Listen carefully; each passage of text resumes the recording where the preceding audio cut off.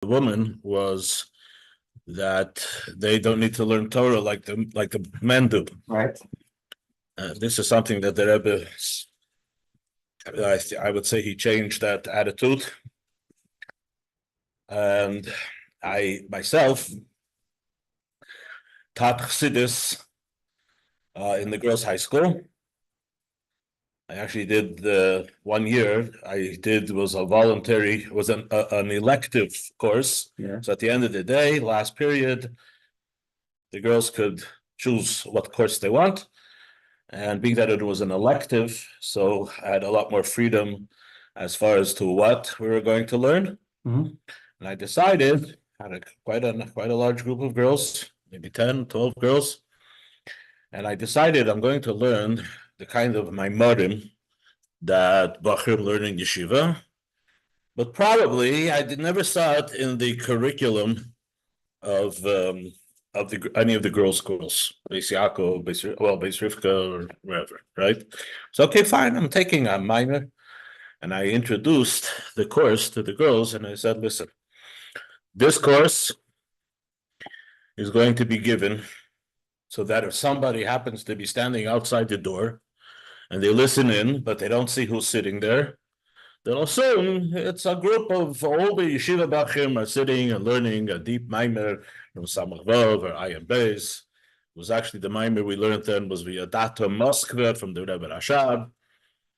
And I can tell you that was one of my most rewarding years of teaching for a number of reasons. First of all, electives are a lot easier than curriculum courses, because there's, like I said, you have a lot of freedom. And also the girls that are there, you know that they're there because they want to be there, right? So whatever, but so it was a very interesting thing. So then probably the little story that you told off the record, Yeah. Mustama was a girl with Parsha. She said she heard that from her brother that he learns these deep Maimarim, right? And she was jealous. That's probably what I'm assuming that probably Something along those lines. Okay, very good. Yeah, on the way. So was that mine? I think I brought one in here. Maybe I left it somewhere else. Is that yours? Oh, it is yours because yours, the Russian.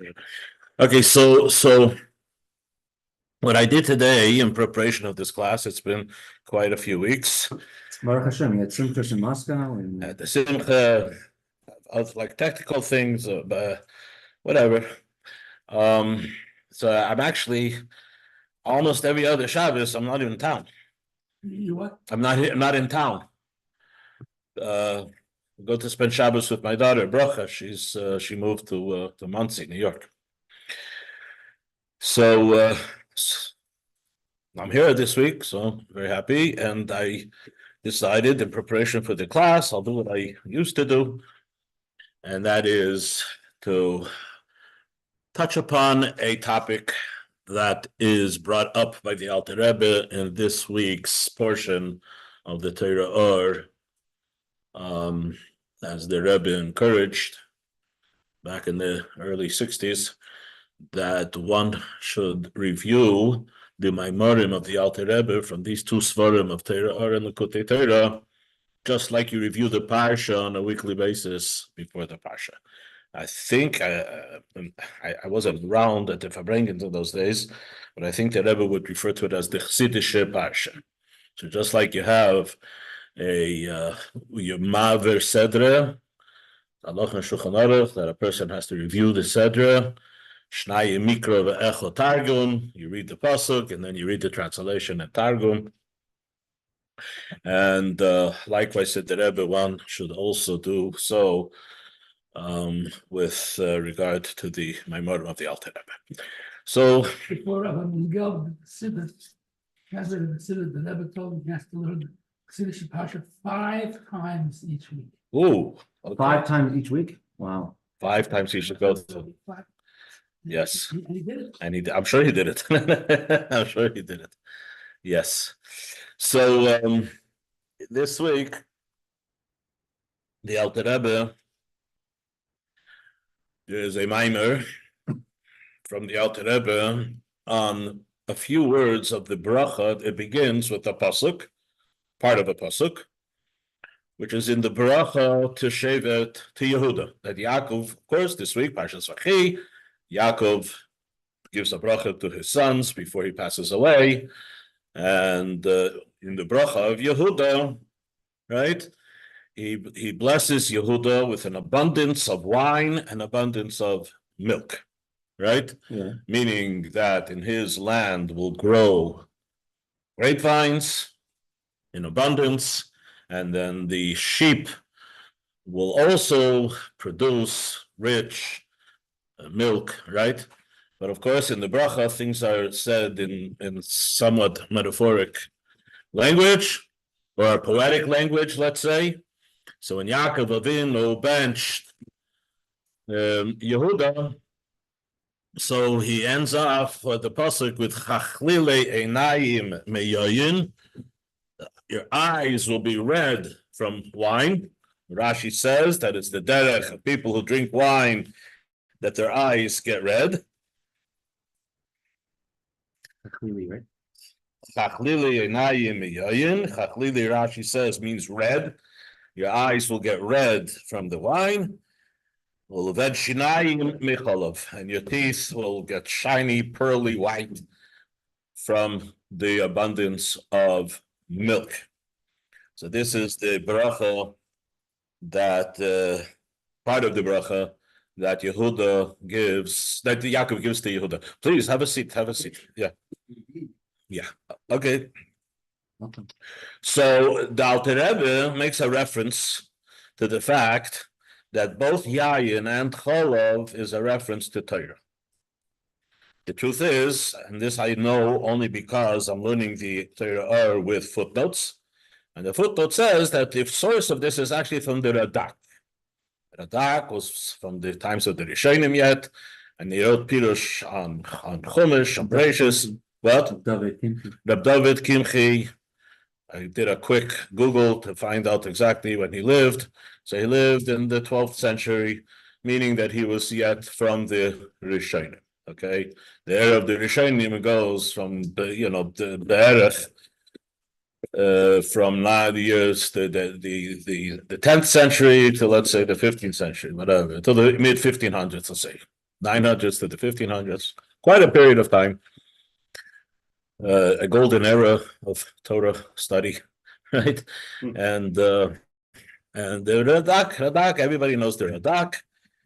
Pirush, I don't think he's on the whole Chumash, he's only on Chumash Parshas, but he's, I believe, on the whole Tanakh and other things as well. This is the Pirush Radak. So the Radak makes the reference that in this bracha of Yaakov, obviously, Shutei Shel Mikra, the pasuk means it literally, that he will be blessed with grapevines that will produce wine, and with very healthy and sheep that will produce rich milk. Okay, this is the bracha. So the Alter Rebbe, what's the idea of yayin and what's the idea of cholov? Okay, metaphorically speaking, because we know some other things about wine. By the way, the Radak, when he compares the Torah to both wine and milk, he says simply because we know that there's a pasuk that yayin samach levav enosh, right?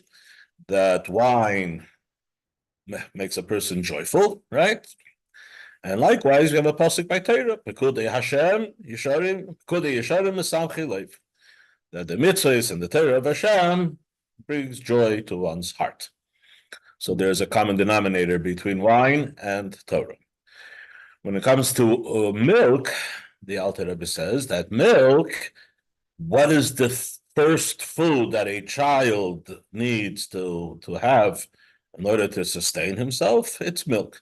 So milk sustains a person, right, from the very beginning.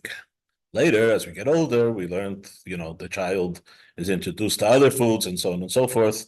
But initially, what is the foundation for sustenance is the milk that the child he nurses from the mother. And this is, by the way, by all mammals, right? So milk is a very, very, basic the means of sustenance. Yeah, that's why actually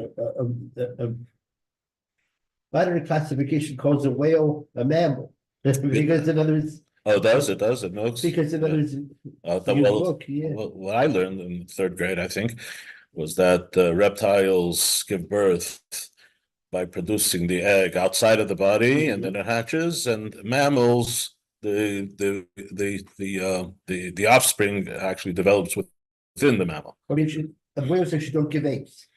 No eggs. No. They give birth to whales. So Yeah. that's why they're a mammal. Right. Mhm. But they also milk the really? Well, mammal, one of the Latin or Greek really means milk, milk.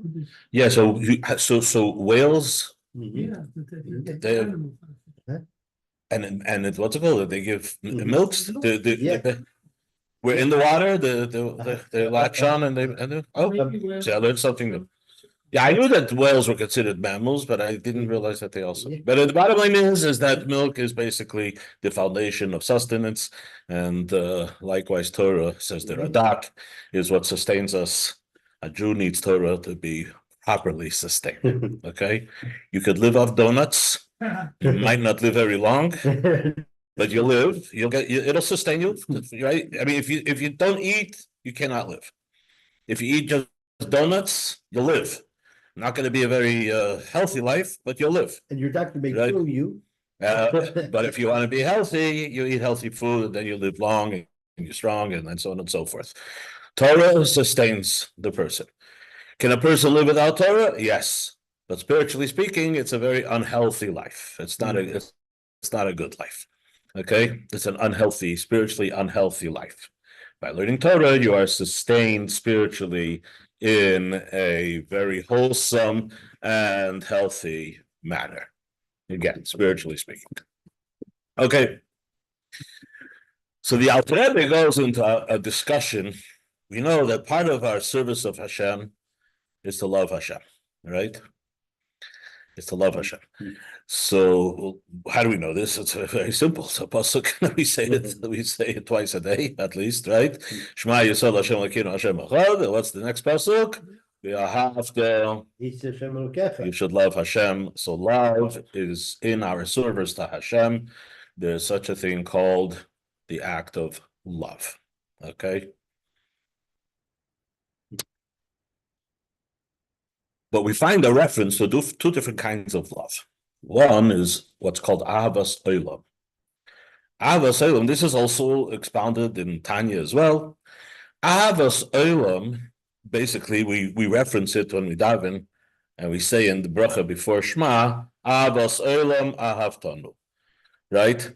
I think the simple translation is everlasting. Ahavas Olam Ahavtanu, we have an everlasting love for you, okay? The other Ava that's mentioned in other contexts is called Ava Rabba. Ava Rabba means an intense love. Okay. So the Alter Rebbe says, what's the difference between these two Ava, these two kinds of love, right? Says the first love, Avas Olam, is something that we have to do. The Ahava Rabba is a statement of something that exists. Okay, I was actually thinking this morning. I was thinking about a phrase, a saying that actually I've mentioned. Dennis Prager. I mentioned him a couple of times in this. I don't get to hear him a lot, but I admire him very much. I mean, I can't say I agree with everything. I agree with a lot. Politically speaking, religiously speaking, not so. But I still have. A lot of respect for Dennis Prager. So Dennis Prager has one of these quotes where he says, happiness is a moral obligation. Okay, so let's this is I'm going to expound on this for a little bit, only because Dennis Prager is onto something real. It's not just like an interesting idea, for the betterment of society and so on and so forth. As a matter of fact, so when I take it apart, right, and I'm thinking that when you say a person is happy, right, the word happy is an adjective. right? You're describing the person, right? Mhm. Now, let's take another term, kind, right? When you say a person is kind, that person, you're describing the person. So the word kind is then an adjective. But if you look at the word kind is also a verb. The person engages in kindness. He's doing kindness. So it's both an adjective, but it's also a pe'ula, doing the kind thing. Now, it might technically still be considered what's it called, an adjective, because there the word kind is describing the act. But let's look at the word kind in reference to the person. The person is doing kind, right? So, so what Dennis Prager basically is saying, he says happiness is just not a state of being; it's something that you have to do. You have to do. And my sense, this is totally personal. I'm not even sure that we should turn off the recording for this, but I think it's something that the Rebbe taught us, that it's not just about being happy. Sometimes you have to actually actively be happy, make yourself happy, right? And the Rebbe was one of the things that the Rebbe would I don't want to use the word demand, but the Rebbe would expect. The Rebbe would encourage happiness, right? Now take for example what happened by the Yom Kippur War, right? So by the Yom Kippur War, what happened is that the days between Yom Kippur and Sukkot, these were very difficult days. Nobody knew what was going to happen, right? And yet the Rebbe's response, let me give it a little more background over here. So the Agudas HaRabbonim actually wanted to establish a fast, but they couldn't make a full day fast, right? Because people just fasted Yom Kippur. So they wanted to do a communal half-day fast. And it's something that they have done in the past. I guess Rabbonim would get together, and there was a time of Atzara, right? And they would declare a half a day fast at least, right? Sometimes a full day fast. Generally, the few times that I remember the Agudas HaRabbonim instituting something like this, the Rebbe would actually, support it. The Rebbe would join along. For example, when it came to the issue of Mihu Yehudi, again, the Agudas HaRabbonim, because in Eretz Yisrael, they were being very stubborn about adjusting the law of return, that it should include only those who have converted with one word was missing, al pi halacha, right? And the Rebbe saw that as a catastrophe, right? And there was years that the Rebbe, there was not a farbrengen, but the Rebbe spoke publicly, and the Rebbe didn't address the issue, right? So there was once the Agudas HaRabbonim wanted to declare it actually a fast, a big kinus. People should fast a half a day. Rabbanim should come and to highlight the catastrophe here that's involved, right? So and the Rebbe actually would participate, but in this particular time, the Rebbe actually did not. He refrained from participating, and the Rebbe addressed it publicly. The Rebbe, I think, spoke twice in those days between Yom Kippur and twice at least. It was the night before Erev Sukkot, which was a normal thing for the Rebbe to farbrengen on that night, but there was also a farbrengen the night before, I believe. And the Rebbe addressed it. And the Rebbe said, now is a time of simcha. After Yom Kippur, we're already beginning this man simchaseinu of Sukkot. We're now in Sukkot mode, says the Rebbe. And the Torah expects from us now, simcha.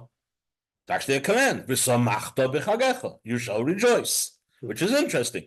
Because here you have a pasuk in Torah that maybe, I don't think Dennis Prager used that as his source, but the pasuk is saying it as an instruction. V'samachta, you shall rejoice. It's something you do, right? If the Torah says this is what you're supposed to do now, the Torah said in spite of what's going on and the anxiety and the worry and everything, involved, right? Now is the time for simcha. And the Rebbe encouraged Simcha. It was like unbelievable. That was the most joyous sukkahs that I could ever remember. Tavshin Lamed Dalet. As a matter of fact, and when there weren't the first night of sukkahs, again, people were very, very anxious. And there were a lot of guests from Eretz Yisrael who had, left families behind in Israel.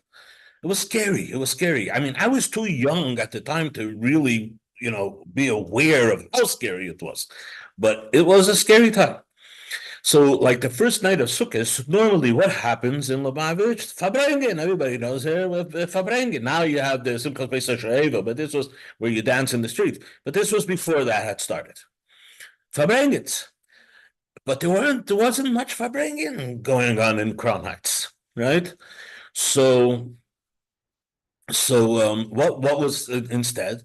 So there was a police car, for example, parked on the corner of Eastern Parkway and Kingston, and they opened the windows and had the radio on, so that people were standing around the police car listening to the news from Eretz Yisrael, right?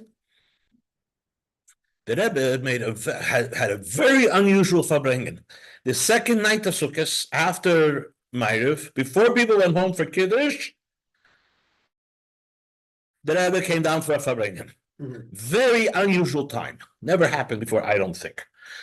And you couldn't make Kiddush at the farbrengen because you couldn't. It was in the shul, it wasn't in the sukkah, so it was nothing, no wine, nothing. Right, Chabad is very, very particular about not eating or even drinking outside the sukkah. So the farbrengen had no wine, no mezainis. It was before Kiddush, the second night of Sukkot, and the purpose for the farbrengen was the Rebbe mentioned that he was upset by the fact that there were no farbrengens the night before. This was after the Rebbe before Sukkot was encouraging Simcha, and now everybody has to be besimcha, right? As an obligation, right? You have an obligation to be besimcha, right? And the Rebbe started by saying he heard that there weren't farbrengens in the shkuna, in the neighborhood, right? And they've been encouraged to be farbrengens. There were some really very strong, powerful words that the Rebbe said. They actually ended the farbrengen. The land should be filled with farbrengens.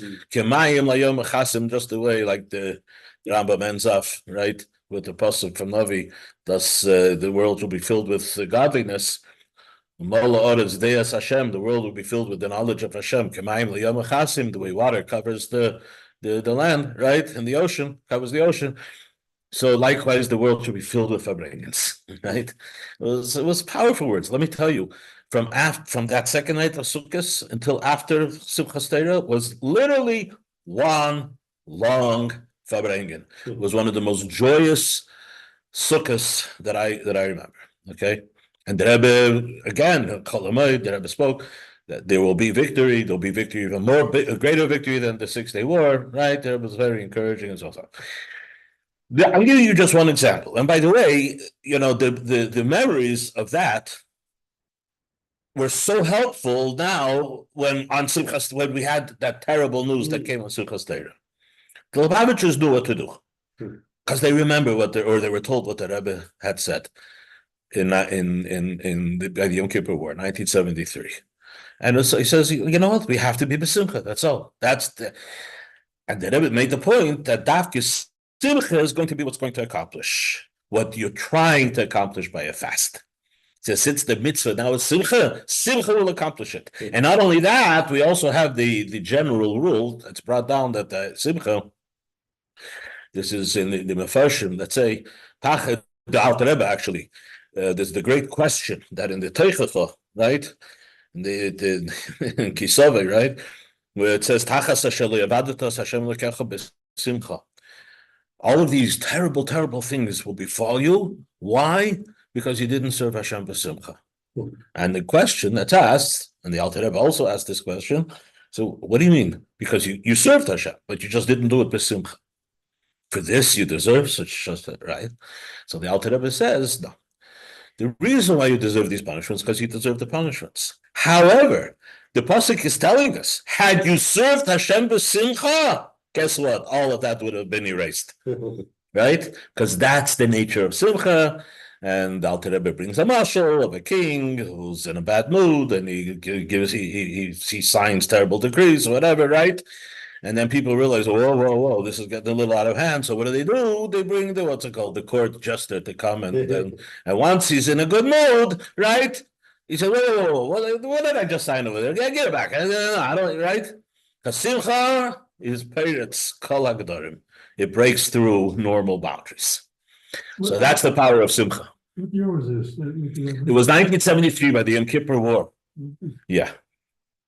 The thing that I wanted to say, They weren't already started. yeah, there's a lot of, being a chassid, right, is you get to Parsha.Shiur the Rebbe, right? Now, of course, we don't we keep the Rebbe like in a very, that was a tzaddik. That's what a chassid believes, and a tzaddik is something, not an ordinary person, right? But the fact that we were able to observe the Rebbe, and the Rebbe interacted through the Fabrengens, or when you walk by a dollar, or go to Yichidus, right? So you had an actual relationship with the Rebbe, right? And just by observing the Rebbe, there are so many things, the impressions that it makes on a person, right? There's actually a film that was made by Malka Tauger. Malka Tauger, she's married to the writer. Right. I think his name is Rabbi Eli Tauger, right? Mm-hmm. They actually lived in Pittsburgh for a little bit. Mm. And when she was in Pittsburgh, she's very creative. And she created a film for children. Mm. The point of the film was like making like a clip of the Rebbe doing something, and then saying, what could we learn from that? Mm. So, for example, she would have a clip of the Rebbe davening. Children, look how the Rebbe does not look outside of the siddur, right? Like as if the Rebbe doesn't know the davening by heart. Of course the Rebbe knows. Yet the Rebbe always was followed the davening, followed in a siddur. Mm. So you're able to observe that, and then it makes an impact on you, right? Right? So another thing, like for example, the Rebbe, when he would walk out of the car, and if there was, let's say a police officer, right? The Rebbe would always salute. Right? Mm-hmm. The Rebbe had better things. He was on the way to the oil. You could be sure that the Rebbe's mind, right, was dealing with much greater things, right? Mm-hmm. He never neglected to acknowledge the presence of a police officer, the presence of a police officer, or whatever they would know, like things like that. So I don't remember exactly what the whole thing, but the point is, we look at the Rebbe. There is a tzaddik, right? But that doesn't mean that we cannot look at the Rebbe and actually somehow relate to the Rebbe the way he lives, and to some degree, to emulate and be impacted by it. So this is one of the things that had a big impact on me, because I would see the Rebbe doing simcha, not just being besimcha. So, I was, I'm kind of like I'm a melancholy person, right? But that's not an excuse. Now you have to do simcha. So you're melancholy, okay, just do simcha. Mm-hmm. Can I share something personal? After Gimel Tammuz, the hardest day of my life was going to Shul Shmini Atzeres for the first night of Hakafos. I remember the Rebbe's Hakafos. There's no way to describe it, right? The simcha and so on and so forth. And here it's Gimel Tammuz, and I'm walking to Shul. I would literally feel like there's a black cloud over my head. I was depressed. I was like, everything was dark, right? What am I going to do? I come to Shul. Now, Shmini Atzeres is interesting because Shmini Atzeres, up until Hakafos, everything is kind of like subdued. Everybody's there, Shul, Daven, this and that, right? You're not in Simchas Torah mode until you make Yiddish, and then you come back to Shul, and then starts Hakafos.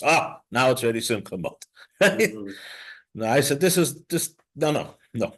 I walk into Shul, not early. Everybody's already there. I never come to Shul early on, Friday night or Yom Tov, right? And the first thing I do is I start dancing like I'm a shuganer. And I take my hat, I turn it upside down, and then I go around, sure, I turn everybody's hat upside down, right? I was not in the mood for simcha. But I said, no, I have to do simcha, right? So that's something that I saw the Rebbe. I don't want to say this maybe, but I don't know that the Rebbe was just naturally a happy person. You know what I mean? The Rebbe was reserved. The Rebbe was actually a very reserved person, right? But I saw the Rebbe deliberately being besimcha, if I could say that. Do you share that sentiment yourself? I saw the Rebbe deliberately making a decision to be besimcha. He asked the Chassidim, right, to do that, and the Rebbe did it himself. This is my falabatisha, as they say, my take on what I observed, right? So that's called doing simcha. Simcha is something you do. It's also an adjective, but it's something you have to do, okay? Says the Alter Rebbe that ahavas olam is the avo that a person has to do. You have to create this ahava. How do you create this ahava? You create it by focusing. It's called this beinunus. You begin to realize that everything that's happening in this world is happening because Hashem is directing it, right?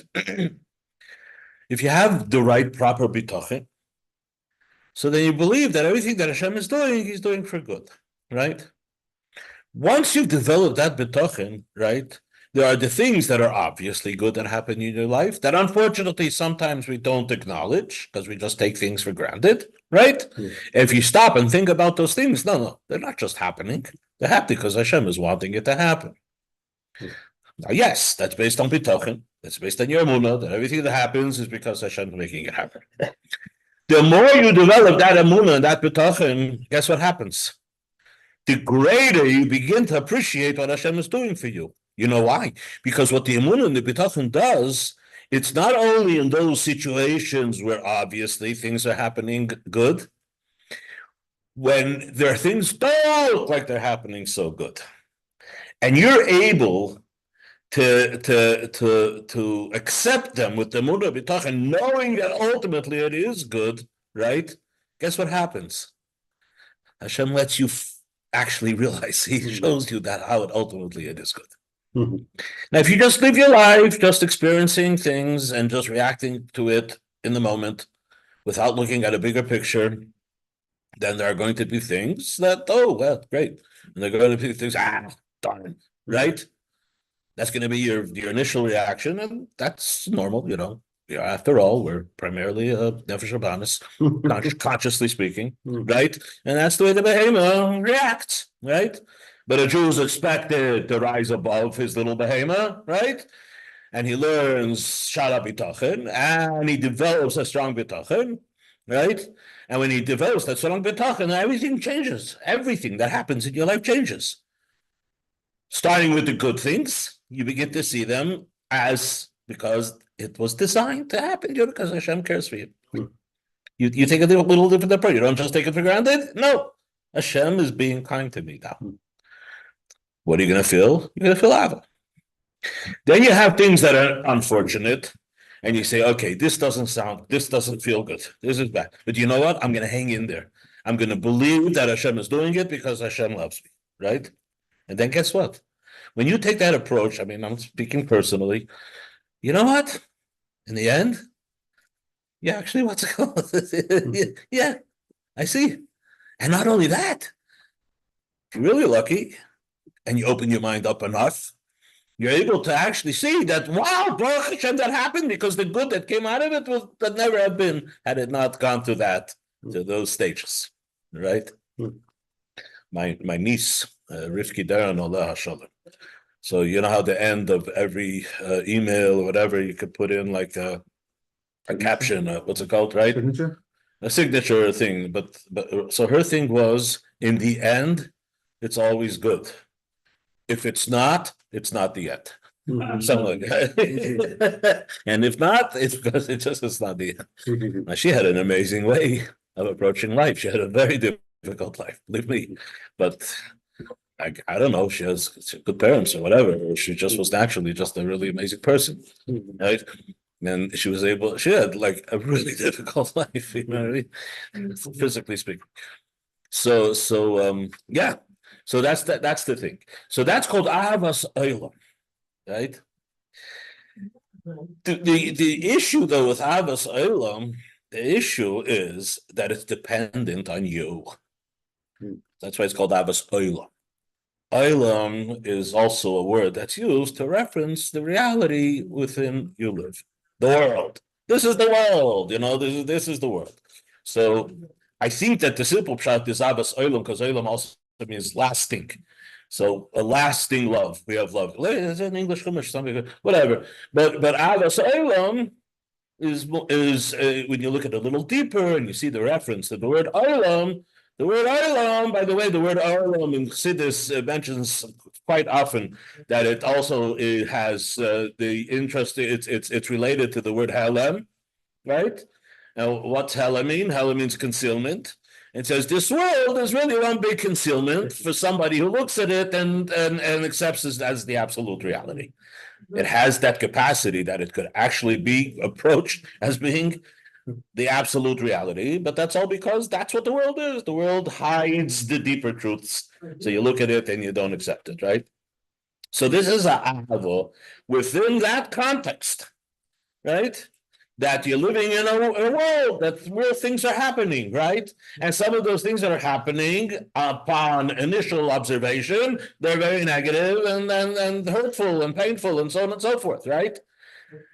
Within that context, you develop an ahava, you contemplate, like I described up until now, this process based on, of course, bitachon and amunah and Hashem, right? And guess what? Within the reality, where things look bad, you could actually come to a conclusion where it's actually very good. And that will just naturally develop ahava. So when it says v'yahavtas Hashem Elokecha, it's a tzivui, it's a commandment. You can do it, right? I mean, the Alter Rebbe in the Hakdama to Shayichet Ve'emunah, the second part of Tanya, so the Alter Rebbe says that this is an ava about which there could be a tzivui. The question is, how could you command Ava? Ava is a feeling. You can't command a feeling. Says the Alter Rebbe, you absolutely could. How could you command a feeling? You focus your mind, your thoughts, right? And if you focus, and that you have control over, right? Because as the Alter Rebbe, we know that thought is something that it's a levush. It's something that you could put on or take off, right? Meaning that you have control of what your thoughts should be. Like if you want to punch somebody in the nose, right? That's a mice. Everybody knows you have control, because if you do punch him, you're gonna get in trouble. So what do you mean? Why am I getting in trouble? He may be angry, and right?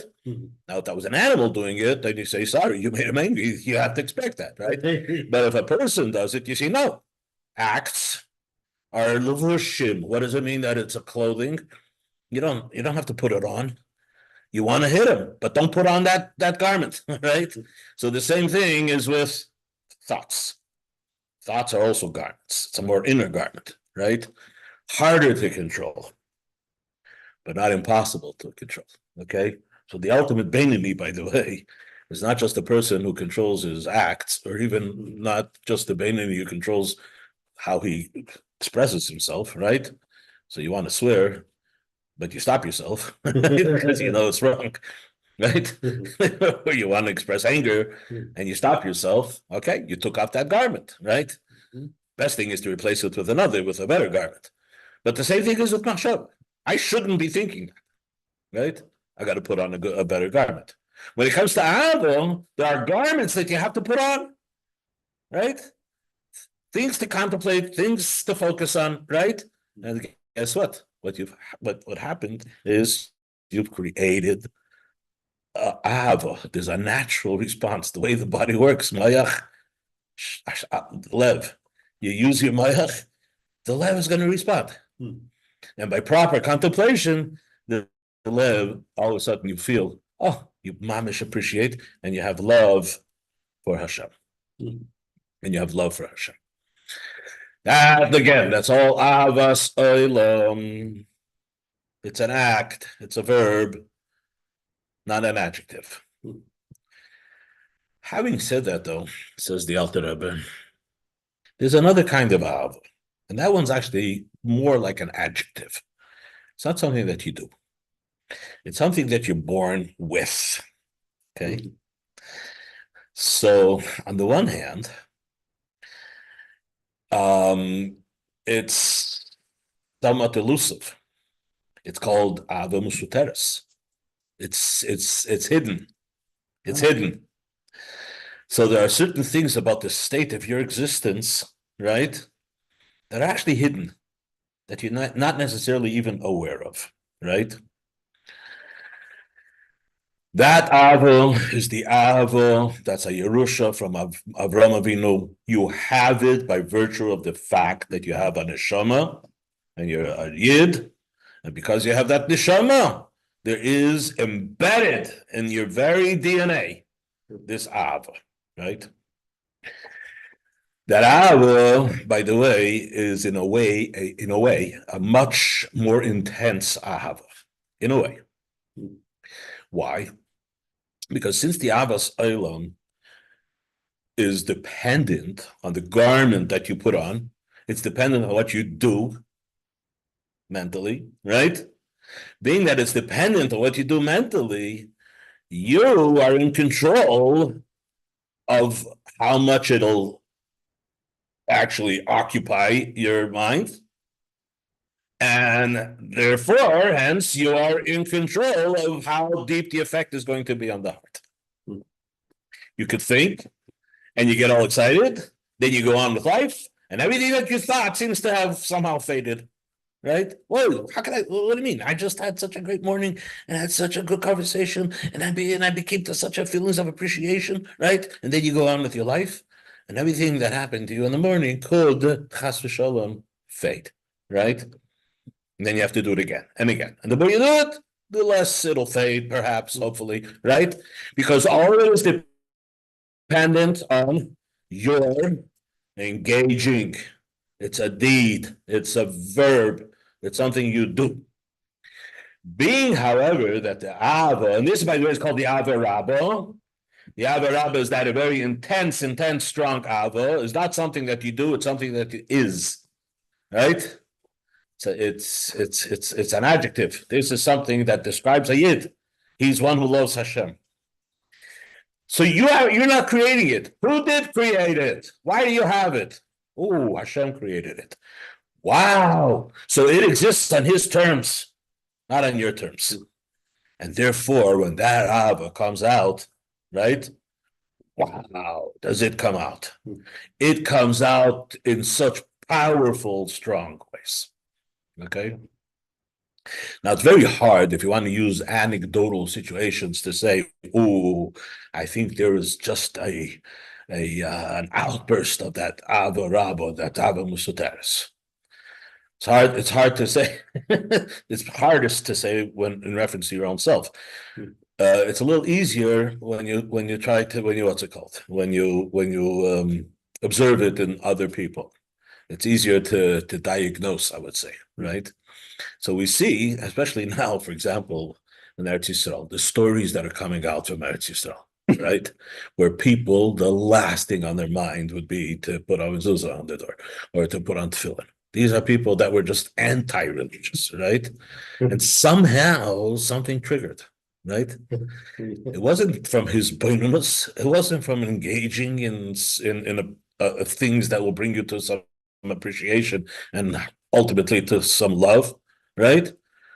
Spontaneous, right? And therefore very intense, right?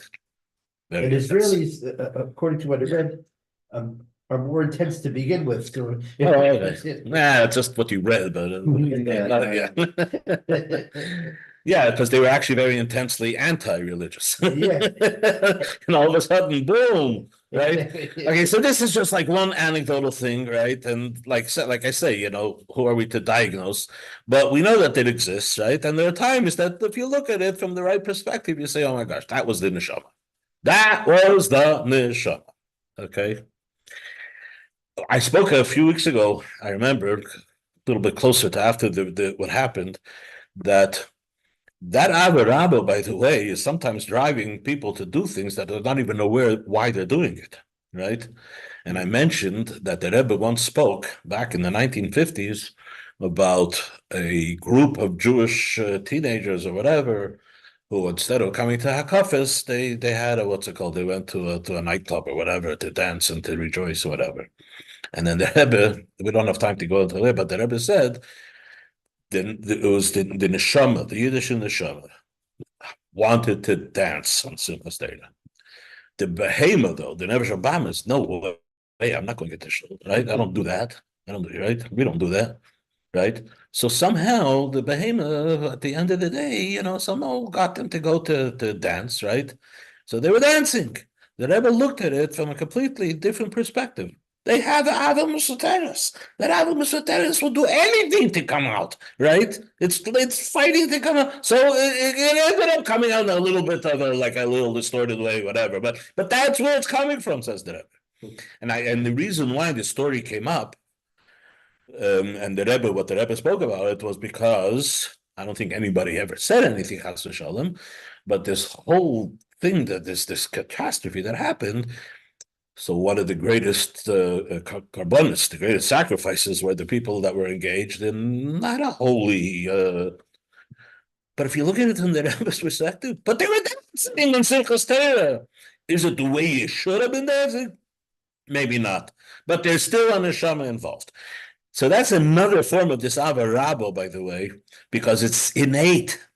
And therefore, sometimes it'll push a yid to do something as long as he gets him to do something, right? Okay. Now, to finish off, that's the yayin part. Yayin is nichnas yayin yotzasait. How do I get in touch with that avarab? The avasalom, okay, I understand. It's my job. I got to do something, right? Get a strong betochen, right? Understand everything happens from Hashem. Constantly repeat that to yourself. Then apply it to actually what's happening in your life. And say, okay, this one was good. Oh, I remember to thank Hashem. This one was not so good. Wait, I'm going to still thank Hashem because He's hiding something there for me. I know. And if I just hang in there, I will discover it. Okay, but these are all things that you have to do. What do you do about that avarabba? How do I get in touch? You're telling me I have this avarabba. It's in my DNA, right? How do I get in touch with it? So the Alter Rebbe tells us that's why the Radak says that yayin is dichtas yayin yotzasait. You want to say that hidden element of your existence. You want to experience it. You want it to come out. You got to drink the wine. What's the wine? You have to learn Torah. When a yid learns Torah, he's connecting to something deeper within his own existence. Yeah. So that's the idea. That's what the Radak says, that yayin is a reference to Torah. The avarabba will come out by drinking wine. Do you know what wine you have to drink? Drink the wine of Torah. Learn Torah. Get drunk over Torah. Right? And you will have then connected with that avarabba, if you do it properly. Okay? What's the idea of the chalav, the milk? The milk is nourishment, right? So the nourishment is basically the process of digestion. You take what the child is drinking, the milk, Your signal. and they drink the milk and they process it. They digest it. What's going on? Okay. So they process it, right? Says the Alter Rebbe, it's not just enough the wine. There has to be the digestion. Digestion is you have to say, this Torah is not just something they're learning. I want this Torah to affect me. That's a teeth. Shinayim. Like Shinayim, right? It says it makes the teeth white. What do teeth do? Teeth chew, right? What's chewing do? Chewing breaks it down, right? So I gotta break down my what's it called, my persona.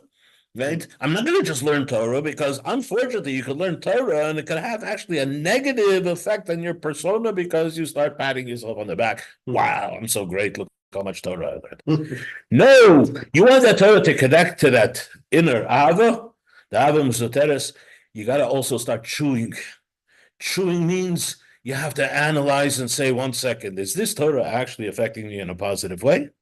Or am I just going on in my good life and being happy about the fact that I've accomplished another Tiferes or another Blat of Gemara or whatever, right? And at the end of the day, says the Alter Rebbe, the bracha to Yehuda is that Chachile Einayim Meyayin. What's the pasuk? Chachile Einayim Meyayin, Lavan Shinayim Mechalav. You shall learn a lot of Torah. Apply the Torah like you're digesting food, and guess what? You will get in touch with the Abba Rabba, that intense, innate love that exists within the neshama of every single Jew. Good Shabbos. So that is the Torah, our lesson for the week of Parshas Vayechi. Okay.